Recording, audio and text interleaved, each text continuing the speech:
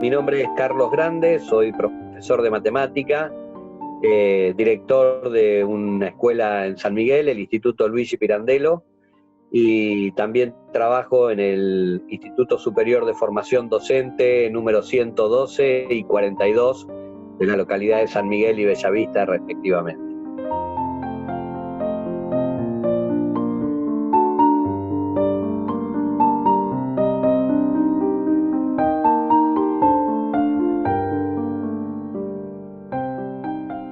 El proceso de la pandemia, cuando nosotros nos enteramos que venía complicado en Europa fundamentalmente y que venían procesos de aislamiento, empezamos a articular en la escuela al inicio, a las 24 horas de haber empezado las clases, un mecanismo de comunicación previendo que a nivel nacional ya los medios de comunicación empezaban a insistir con esta idea de que haya un proceso de aislamiento social preventivo y obligatorio. Así que cuando a una semana de empezadas las clases, para los primeros años y 3 días para los cursos de segundo a sexto, entramos en el proceso de aislamiento y verdaderamente, si bien nosotros no tenemos una plataforma escolar, pero que funciona específicamente para cuarto año, para la materia de TIC, y algunas tareas que van haciendo los chicos en informática, no es lo predominante en la escuela. La presencialidad y la actividad presencial era lo central en nuestra tarea cotidiana.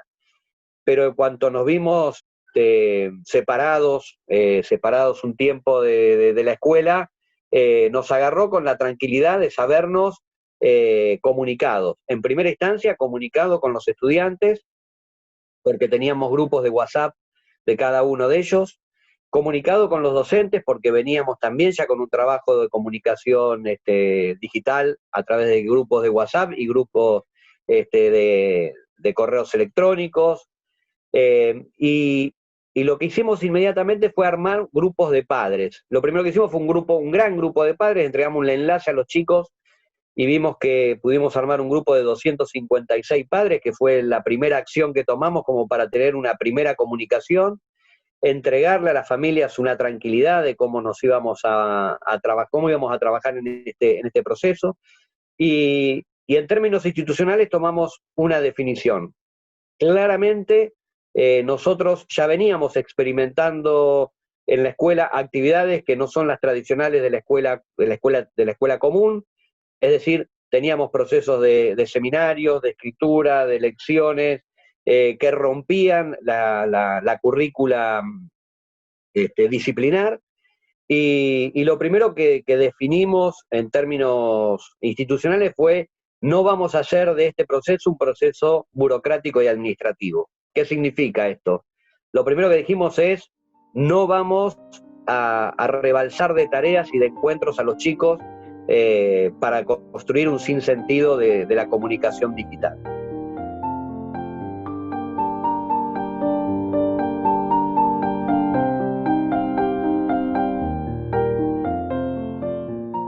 Empezamos teniendo encuentros cada 15 días, en esos encuentros limitamos el cupo de tareas, pusimos 3 tareas para el primer trimestre. Después de la primera tarea vimos que había mucha disparidad en los enfoques, por varias cuestiones, porque muchos docentes no están preparados para trabajar en la virtualidad, porque muchos docentes les costaba adaptarse a este nuevo mecanismo de comunicación con los estudiantes. Entonces lo que hicimos ahí como estrategia al primer mes de trabajo fue constituir grupos interdisciplinarios. Construimos un grupo por la materia de las lenguas, la lengua castellana, la lengua inglesa y la lengua italiana. Nuestra escuela tiene 2 idiomas. Lo mismo hicimos con las ciencias sociales, lo mismo hicimos con las ciencias naturales y la matemática, e instrumentamos trabajos donde a partir de un eje problemático intervenían las distintas disciplinas para ser abordados. Y realmente nos dio un muy buen resultado. Así llegamos al primer trimestre, el aislamiento se iba prolongando, las incertidumbres también. Por suerte la Dirección General de Escuela iba trayendo lentamente definiciones de cómo ir avanzando en el tema de cómo evaluar, cómo calificar, si había que tomar asistencia o no. Pero hay algo que a nosotros nos dio muy buen resultado y fue que el gran equipo que tenemos con los preceptores, con el que tenían reuniones a diarios, todos los días a las 5 de la tarde, digo porque fue durante el primer trimestre así, ahora ya es 2 o 3 veces por semana, nos juntábamos a hacer un relevamiento de cómo estaban esas clases. Clases que habilitaban los preceptores, cosa que siguen haciendo, acompañando a los profesores y haciendo un acompañamiento fundamentalmente del registro de quiénes participaban o no de esos encuentros. Cuando veíamos que aparecían las alertas de que algunos no participaban, rápidamente nos comunicábamos con los chicos a través del celular y si no obteníamos respuesta nos comunicábamos con los padres porque ya en ese entonces ese grupo de 256 padres se transformó en grupos de padres por curso, dando un relevamiento de cómo íbamos trabajando semana a semana.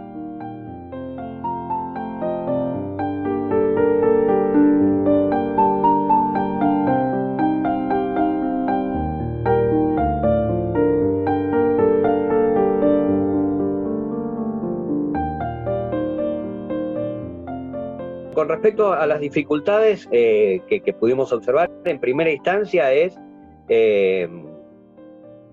podríamos decir, 3 o 4 elementos, ¿no? El primero es que en el último tiempo se habían abandonado los procesos de formación y continuidad de desarrollo profesional docente, con cursos de capacitación, de desarrollo en el recurso de la tecnología, en el uso de programas informáticos. Eso llevó aparejado de que, bueno, muchos docentes quizás no tengan los elementos necesarios para poder afrontar esta tarea de lo virtual. Porque hay una cosa que hay que aclarar, ¿no? Nosotros no hacemos clases virtuales. Creo que nosotros y ninguna institución en todo el país hace clases virtuales. Hacer una clase virtual requiere de muchísimo tiempo de preparado, de edición, de programación y de puesta en ejecución. Y lo que nosotros hacemos son encuentros de videollamadas donde trabajamos alguna temática, transformamos esa temática en una problemática de tarea y los estudiantes cumplen con esa tarea. Y eso lo vamos sosteniendo semana a semana. No, eso no es la educación virtual a distancia. Es un dato para poder clarificar. Sí hay un gran trabajo de acompañamiento y un gran compromiso de los docentes en asumir esa tarea a pesar de no tener quizás las herramientas. La segunda dificultad a observar tiene que ver con cómo lograr las dos puntas, digamos. Primer año, que no conocía la escuela, que no conoce, digamos, ahí hay una ruptura. Si bien nuestra escuela es una escuela que tiene los 3 niveles, pero hay una ruptura entre la escuela primaria y la secundaria, y hay muchos estudiantes nuevos que se habían incorporado casualmente este año, cosa que no es muy común en nuestra escuela, pero este año había muchos alumnos de otras instituciones. Y bueno, esa dificultad de, bueno, empezar a transitar un camino desconociendo la lógica, la mecánica, la comunicación. Nosotros tenemos un montón de prácticas institucionales que no son las tradicionales de la escuela, no formamos a la mañana, hacemos otro tipo de saludo de buenos días, es una escuela que dialoga mucho con los estudiantes, es una escuela donde los alumnos tienen un altísimo grado participativo. Estamos convencidos que ese es el camino, pero claro, estos chiquitos de primer año que vienen con una lógica institucional de la primaria y de un modo de ver el sistema educativo, esa ruptura en algunos casos no la pudieron entender, hasta que, bueno, obviamente el tiempo los va acomodando, pero así todo, insisto yo en esto, que nosotros por lo general tenemos una pirámide invertida, donde el primer año es un año de diagnóstico para nosotros. El año que viene, el año de diagnóstico lo vamos a tener con primero y con segundo, porque si bien hemos acompañado a estos chicos de primero este año, no los conocemos como nos gusta a nosotros, ¿no? Y el otro gran problema que observo yo es sexto año, el último año, ¿no? Y en ese sentido, poder también comprender que el proceso de formación de un estudiante no es el último año. Nosotros 6 años trabajamos con esos sujetos, construyendo una cantidad de aprendizajes y hábitos que son reforzar algunos que vienen de la familia y transformar otros de los que vienen de la familia, ¿no? Eliminar el sentido común para establecer categorías de análisis y pensamiento. Bueno, ¿qué nos ocurre? Que aparece como una gran desesperación en el último año fundamentalmente, creyendo que el hecho de no haber cursado en la presencialidad durante todo un año hace que le va a faltar, le va a faltar lo que necesita para enfrentar la vida. Y en realidad eh, no es apocalíptico esto, pero siempre nos va a faltar algo para afrontar la vida. Nunca vamos a tener todo eso que uno imagina que puede llegar a tener. Y en realidad este año, al contrario, yo creo que este año es un año excepcional y maravillosamente excepcional, donde ellos van a tener una práctica que no todo el mundo ha tenido, que es la práctica del trabajo a la distancia, del compromiso autónomo, del desarrollo de los compromisos individuales y personales para cumplir con sus tareas. Es decir, aparecen unas nuevas cosas que ese sujeto que aprende tiene que afrontar.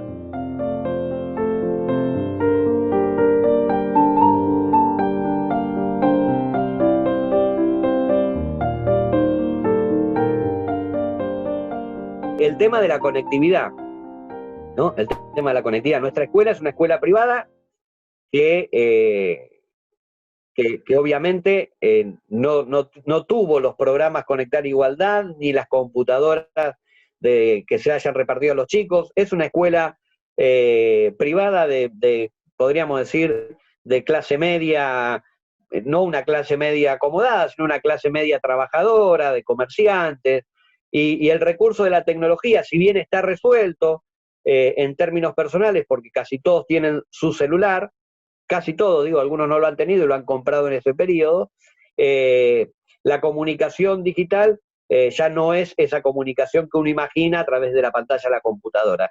Está comprobado y se han hecho estudios, más del 90% de los estudiantes de la escuela secundaria se comunican a través del celular. Lo que sí nosotros hemos notado es que la infraestructura tecnológica de nuestra región no da abasto. Es decir, hay momentos en que no hay buena conectividad porque se ve que debe haber una gran demanda de la banda por la que sale todo el internet, no sé cómo se llamará eso, pero y entonces ahí hay problemas de conectividad. No hemos tenido, por suerte, problemas de estudiantes que no tengan el recurso material para poder seguir la clase. Y eso no es menor a la hora de pensar un plan de trabajo. Sabemos que muchas escuelas de la misma zona no tienen esta posibilidad con sus estudiantes, o porque hay un único dispositivo en la casa y ese dispositivo hasta que no lo usa el hermanito. Acá también ocurre eso, pero en menor grado, lo que a nosotros nos permitió abordar toda la tarea con otras características, con otras certezas y con una efectividad bastante importante.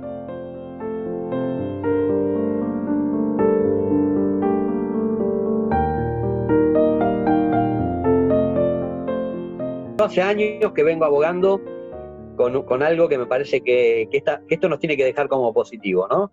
Que tiene que ver con los procesos de evaluación y acreditación del sistema educativo. Yo personalmente estoy en contra de la repitencia. Creo que la repitencia no es algo que beneficie absolutamente a ningún estudiante, todo lo contrario. Todo aquel que pasa por una repitencia el otro año que vuelve es peor que el que transitó. Y aparte doble condena, ¿no? Que le hacen cursar hasta las materias que había aprobado en la primera instancia. Con lo cual, creo que lo que nos tiene que dejar de positivo esto es que tiene que haber un sistema de acreditación. Tiene que cambiar el sistema de acreditación y promoción escolar.